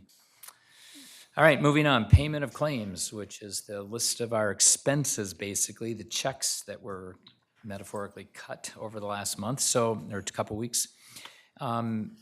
Council, any expenses that you'd like to learn more about? It was pages and pages long as it is every couple weeks. If not, is there a motion to approve the payment of claims as submitted? I'll move to approve payment of claims as submitted. Is there a second? Second. Roll call. Mayor Case, Aye. Councilmember Freiberg, Aye. Councilmember Nelson, Aye. Councilmember Toomey. Aye. You threw me with putting me first. I think that's a new one, isn't it? I'm usually last. No, I'm okay with whatever. All right. We have pretty exciting ordinances and resolution tonight just because it's the culmination of a lengthy educational process. Mr. Getchell. Thank you, Mayor and council members. Yes, another project that's been under consideration for quite some time. I think I mentioned at the budget meeting in December that this has been under consideration for close to a decade. The good news for us is the work is in a building that we completely own, and we've owned for quite some time. So it's a pretty exciting remodel project of the remainder of our city center for police and fire use. I don't want to steal any thunder from the presentation you're going to receive. Our partners, our construction managers, and our architect are going to walk through the project, how we got to where we are, how our bids came, and what next steps are and actions required of council. Again, as I mentioned earlier, we have devoted a number of workshops, so I think several of the design iterations, you as a council have seen them. In fact, I would say you approved them, and you approved us moving forward to the point we're at right now, where we're considering accepting bids and awarding the project. But our presentation is going to kind of walk us through how we got to where we are. Great. So I believe we have Dan and Mike. Maybe give your name and the company you work for, and thanks for being here. Good evening. Michael Healy with BKV Group, and the address is 222 North 2nd Street, Minneapolis, Minnesota. Great. And I'm not sure who's queuing up for the station. Okay, thank you. So I'm the architect with BKV Group, so I'm going to give you a brief overview of the project and kind of where we're at, and then I'll pass it over to Dan, and he'll give you an update on the project budget and bid results. So, agenda, we'll go over the project goals one more time, just a design overview, the bid results, and then the proposed project schedule. So, refresh on the overall project goals was to meet the police 20-year operational space needs and provide indoor parking for the police squads. Part of the piece was to also look at improving the wayfinding throughout City Hall and the police department themselves, improving the work environment and recruitment for staff and health and wellness initiatives, improving the workspace and operational flow for both City Hall and police, provide secure outdoor parking for the police, and also relocate all city offices and meeting spaces to the main level. Design overview. So last time we met, we shared the same information. The overall kind of scheme of the design hasn't changed much. We're again relocating all city department offices to one level and improving the public accessibility and wayfinding, creating a new kind of dedicated police entrance off of the public parking lot. And total square footage that we're affecting is around 112,000 square feet. About 85,000 of that is for the police, and part of that 35,000 square feet is just for the garage space in the lowest level. City offices and public space account for about 27,000 square feet. And diagram here, police will take over the entire kind of west side of the building. The center core piece will maintain kind of the public functions, the meeting spaces, some of the city offices, and then the eastern side of the building will be City Hall that we're in now, and that will stay as is. So Mike or Rick, is the garden room then will it exist at all? Will it? Mayor, the garden room will be recreated, same square footage on this level. On this current? This current level. Okay. Along with the heritage rooms. So that addition piece was bringing IT facilities, the heritage room and the garden room all up here between the space we're in now and the police department. and then that bottom area will become future leasable space. So I think you see that on the bottom slide where you see what the current garden room is, and that gray or blue could be leasable space along with the rest of the old, what will be the old PD. And will the purple be touched, renovated by us so that we can lease it out, or will we wait until a leasee wants, see what they want, and then they pay as part of their renters, or whatever? How does that work? The latter, what you just said, that's what we've done on the number of other leases we had, is to find the user and then do the tenant improvements as part of what they want to see and build it into their lease. Exactly the latter. Sorry, thank you. Yeah, great questions. As far as the site improvements, we are looking to improve and reduce some of the impervious area on the western and northern parking lot on the site. There's existing playground area that we're going to be demolishing and reconstructing with green space with native plantings and trees. We're putting a small addition on the building to include some police canine area, and also a requirement for Minnesota Building Code is to provide a tornado storm shelter. So that piece is being constructed and reinforced to act as the storm shelter. You'll see there is a stormwater area that we're constructing on the very northern side of the site that is to accommodate the police parking lot kind of reconstructions and also the building renovation addition piece. And then we also are providing a little bit more snow storage on the site by removing some existing pavement and parking on the southern side. And that will help during the winter months of storing and piling up snow there. Let's see if I missed anything there. I think that covered that. Go back, sorry, do the police have a dedicated exit, one of those two that, because they need to get out fast, and that was one of the advantages of this new plan, right, is they have a better access to get they vehicles in and out? Have that secure parking area is going to be surrounded by a security fence, but then there's two exit points out of that area, so there'll be two vehicle gates that can pivot up and down. And then they can still exit around the south side by the fire station, or they can go out either of the two north drives towards Technology Drive. Okay. This will definitely help with the hidden corner that they currently have right now coming Right, up. right. Yeah. Thank you. Yep.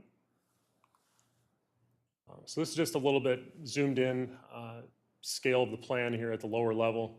Majority of the lower level is that indoor garage space for keeping the expensive squads and all the sensitive equipment proper temperature and in a secure area.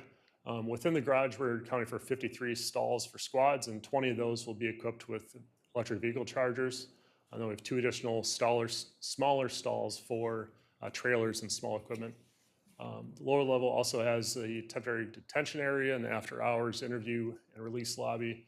There'll be a dedicated vehicle processing bay and canine area, as well as expanded area for the police duty bags, equipment storage, and workspace for drones and other technology.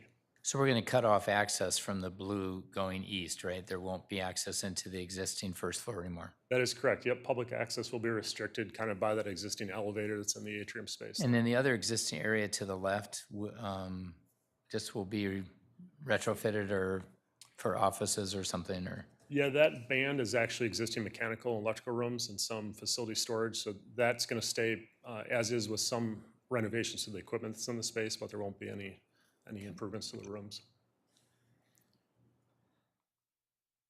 And level 2, the majority of this space is the new police department, and that's shown in blue. The other spaces that are shown here are also part of the renovation project. So we have those meeting rooms both on the south and north side. Those are divisible rooms so they can meet in the smaller group format or in a larger group format. There's a shared fitness facility and small lockers and shower facilities for the entire staff to use, both City Hall and Police Department. Maintaining that public atrium space there. We're not doing many improvements there other than just kind of fitting in the fitness room and updating those meeting rooms in that space. And then facilities has some space there in the triangle for storage, and there's also additional City Hall record storage in that space. We'll be moving the foundation office into one of those rooms there too, closer to the council chambers. And then both facilities and IT are moving their their workstations and office space to that kind of southern piece in the center there. And all of that will have a new entrance piece that we're reusing the existing entrance on the building, but putting some new signage on it to say police entrance. And that will be connected to the main circulation spine here coming towards the City Hall and Council Chambers. So it'll be much improved wayfinding throughout the building. Any questions on this level? Everything to the east, it stays the same. What I'm looking at Correct. right now is Yep. is off to the right on the, and it just stays the same. Yep. Got it. The staircase down to the potential leased areas stays, and the elevator? Yes. Yes, for now. I think what could change is depending on what the use is below, we might have to figure out what to do with the open area that we have right out there. That would be below if that is lease space. We'll see what comes of that. For now, there are no plans to do any The renovation. museum will still be down there, and then the Yes. records, and you'll still have to get access somehow, because the staircase will, I'm assuming, but you're saying the large open area with the large historic photographs. Yeah, it's to might- be might have- determined, to be determined, but you're right, Mayor. You still want to have access to the museum and other areas But below. also, that's a pretty cool attribute to this upstairs here, to have that big open space, and you look over the railing, you're saying that's possible, that could go away? It depends on what happens for lease, but it may not. Okay, because I do think that's a nice characteristic of this area up here, where the residents come in and go to the different departments, and they have that nice atrium to look over, and Yeah. I'm micromanaging, sorry, No, it's but I'm just okay. sharing that I do like that. The other thought too, and you know we've talked about this, is there are other possible entities that we lease to, I don't want to say who they are, that work with the city, that might be other public or for-profit groups, and they might be able to fit in that space. That might not be private rental, and then you'd probably see that area stay open. I think the odds are that the area stays open, but if, let's say the police department area itself, which has its separate entrance, could be privately leased with its own entrance, we may never need to or want to touch the atrium area, but if we do, that would be a decision that you would be faced with. Okay. I have a question, since you just mentioned it. You said the restaurant was moving up. It doesn't seem to be listed on here? No, I'm sorry, Councilmember Nelson. So the restaurant would not be a part of the building. The restaurant mainly has been catering off-site. So the garden room facilities would move up, but not the restaurant. The restaurant actually is currently relocating already. Oh, okay. I got a question if I could. 85,000 square feet are going to PD of that. Are you comfortable looking out 5 years, let's just say even a little further in 5 years, that we're not locking in too much as far as restricting the growth on the other side as far as the city? That's just something, that's something I'm concerned when I just looking at what 85,000 square foot look like. What's your thinking of it? It's a great question, Councilmember Freiberg, and I think, the chief can answer this as well, but the feeling is when we planned out this space and planned this project, it's for the next 20 years. So the feeling is that we have room to grow and we have a comfort level with growth. But you're right, because I think this comment came up earlier that when we occupied this building almost over 30 years ago now, we had, many less police officers, much less space, less than 50 officers, now more than 70, and we have space needs. So when we do this remodeling renovation, we want it to last for at least another 20 or 30 years, and we think this accommodates all those needs. Okay, thank you. Yeah, one more point on that too, that triangle space that we've called out for facilities there, that's right now used for storage. We are equipping that with mechanical systems and everything to be converted to office space in the future if needed. So that will be all ready to go with the appropriate sized heat pumps and everything like that, so it can be converted to office space. So here we have a couple conceptual renderings then to just kind of walk through the project. This will be, as you enter the the public lobby from that police entrance off of the public parking lot. This is to the left, you would enter into the police sub-lobby, and then a little bit forward to the right, you're seeing the new meeting rooms, the community meeting rooms. And then we're proposing some kind of city historical timeline wall and some other art features and branding features throughout the public space as well. And this space then leads into the police sub-lobby. So on the left, you're seeing kind of the exterior windows and the exterior wall. There'll be a reception window there with ballistic resistant glass and reinforced walls and so forth to provide proper security barriers to the security area. And then we have some conference space and then some interview rooms and just some kind of additional seating space and form storage in that lobby. Then as we get into the police secure area, this is kind of their main concourse that runs along the spine of the building where there's the existing clear story windows. So this is a very active space. There'll be a lot of circulation going through here. So part of this project, we added a new stair and elevator down to the lower level garage space. So this is looking towards that elevator core. And right now we're playing around with featuring kind of an art feature on that large wall that'd be 2-story high on the elevator piece as you go down the stairs. That's what you're seeing in the background there. And to the right is just some office space with trying to bring in glass walls where we can to maximize daylighting in the office space and make that a comfortable space to work. Here's a view looking the other direction towards the west. Again, having some of the glass in the office spaces and conference rooms and meeting rooms, having small collaborative areas where we can. To the right, around the corner there is the patrol team area. That's where they would do their reports and do some of their office work. So that'll be a nice active space. And this here is the police break room, bringing in a lot of kind of natural tones and earth tones, make it a very inviting and comfortable space to relax. To the left, we are looking at having kind of an outdoor roof terrace area, if possible, on the existing roof there. So there could be some outdoor access and then soft seating and a mixture of seating opportunities in the break room. This is that patrol work area space where they'd have some collaborative team areas, and they're seeing the private offices for sergeants along the back walls.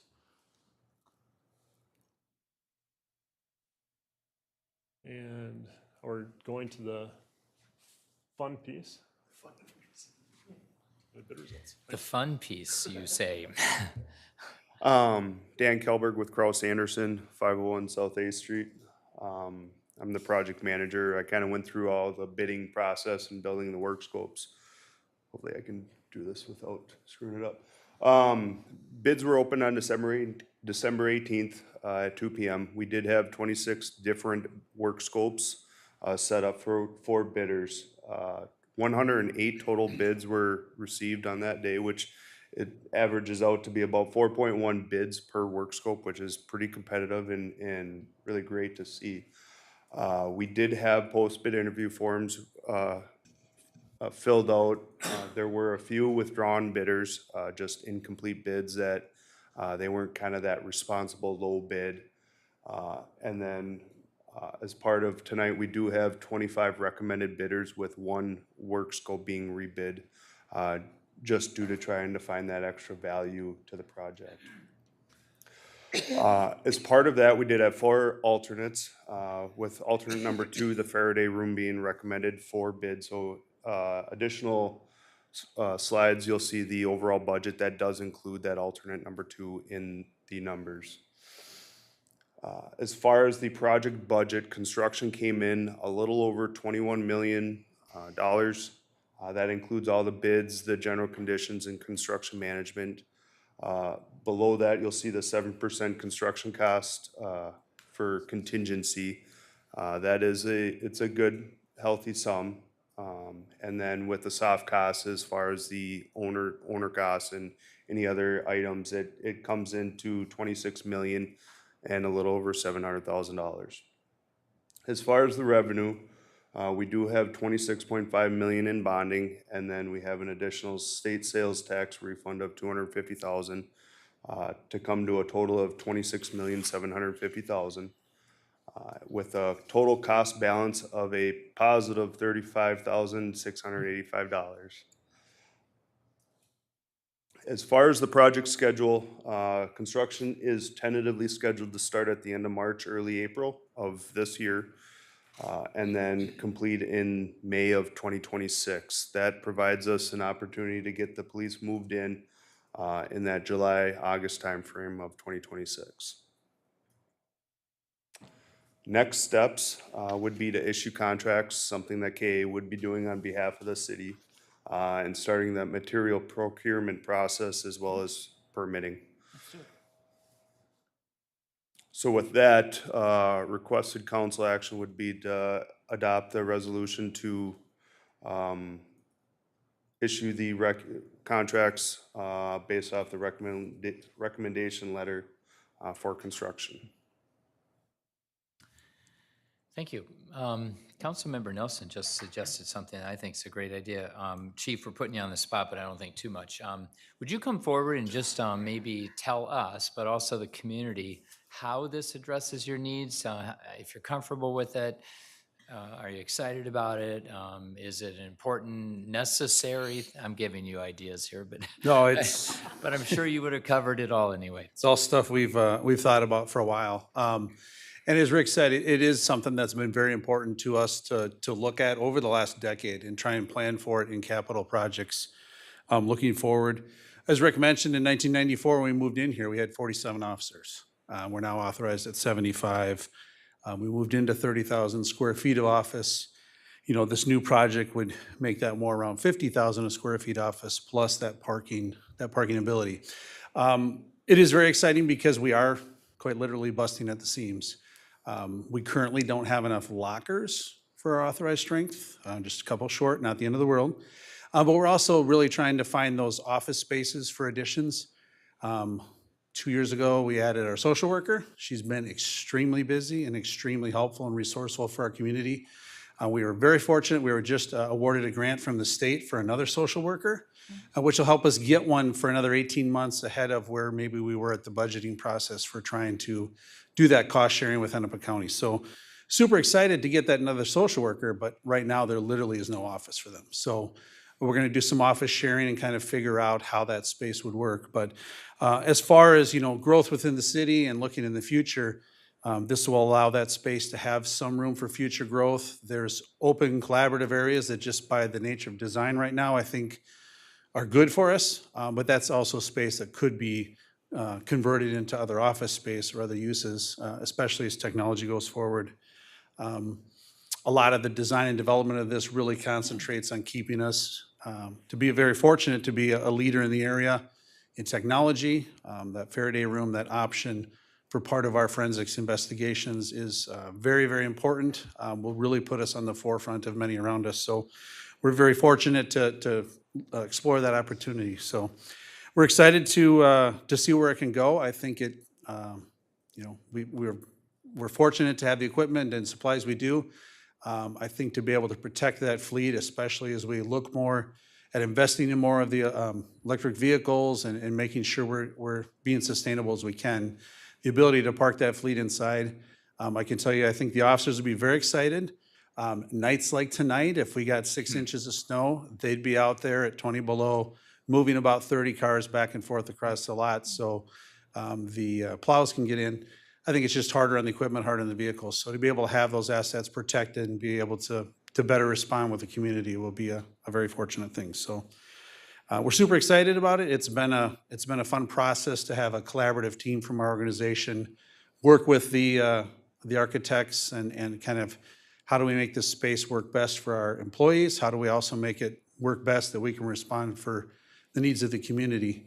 And I think we've got a pretty good thing put together. So. Okay, don't run off. I think our residents would be very interested to have underscored, and you've already touched on a couple. I'm going to retouch on them and let you retouch on them. I think they'd be interested to know how is this going to improve public safety? How will this improve the work of our police officers? We have a phenomenal police department in this town, and I think residents tell me that all the time, and as well as our fire department. So $26 million is a lot of money. And by the way, just to review for people again, sometimes the thought is, boy, that should be a referendum, and referendums are for borrowing money, for taking on debt, not necessarily for approving or disapproving a project. Nonetheless, one reason that some things in my mind rise to the level of suggesting a referendum might be, and I use the idea of a golf course 20 years ago, or somewhat superfluous, extraneous, maybe amenities.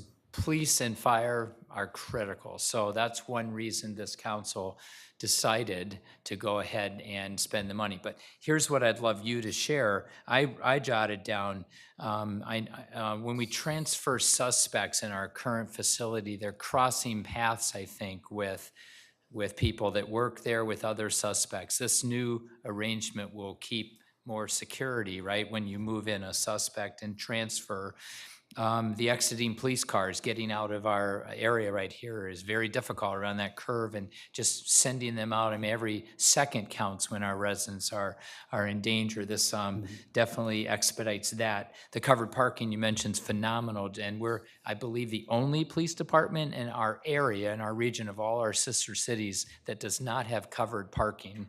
And then the forensics investigation work, the added facilities, the added IT, added technology. So will you underscore or add anything to that, why this will help the job? Not just that they'll enjoy it, I appreciate that they will, and I want our police officers to be happy. But how will it make their job be done better on behalf of the residents of Eden Prairie? Yes, definitely. I think you touched on many of them. The exit onto Mitchell Road right now, going around the blind corner and then getting onto Mitchell Road, especially in an emergency call and at heavy traffic times, can be quite tricky at times. To be able to get right out onto technology where we turn the corner and can immediately capture that Opticom, the light changing device, I think it's going to provide for a smoother in and out and less danger of cars whizzing around that corner to get out and get to emergencies. So being able to get in and out quicker, especially on inclement weather days, the officers to be ready to respond to that call, have our squads running out on the line. We're below zero. They have to run, so they're ready to go. The windows aren't frosted up.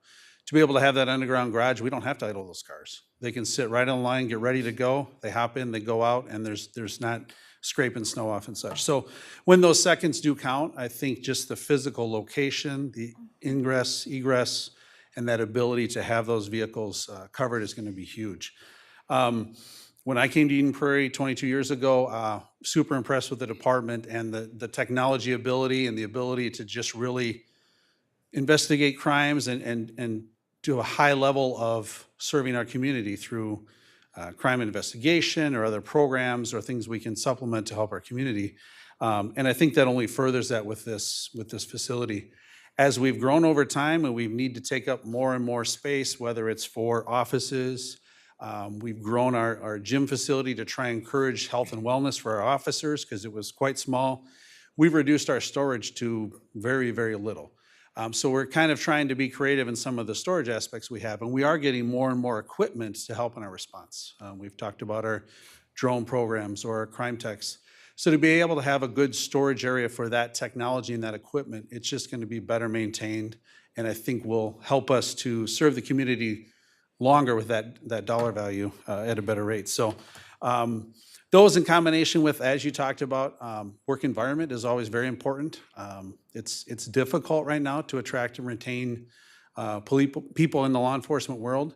We're still very, very lucky when we're down, just a couple compared to some around us. We're fortunate.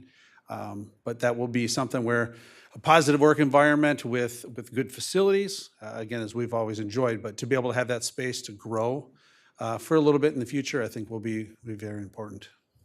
Excellent. And we have an amazing positive police culture that I hear about all the time. And that's why if we have an opening, we'll sometimes get 10, 15, 20 applicants, and other departments around us have multiple openings and getting almost nobody to apply. Council, any statements or questions before we actually take a vote? quick one.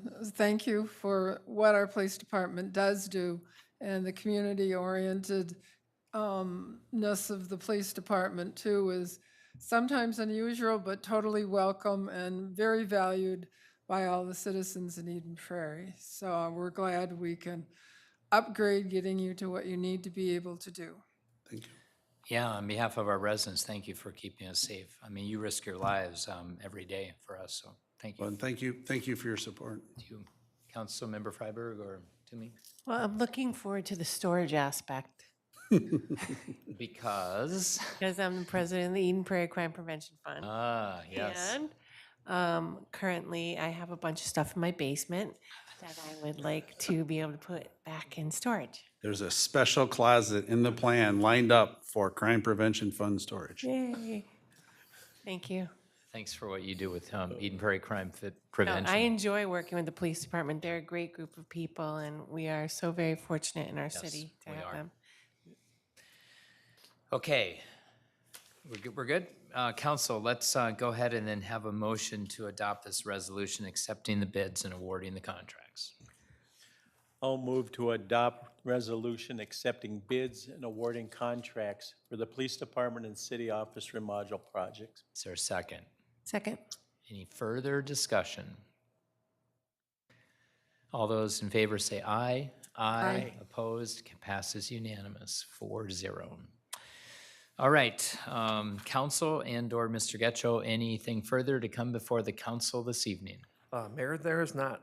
All right, I will entertain a motion to adjourn tonight's meeting. I'll move to adjourn the city council meeting. Is there a second? Second. Any further discussion? All those in favor say aye. Aye. Opposed, this meeting is adjourned.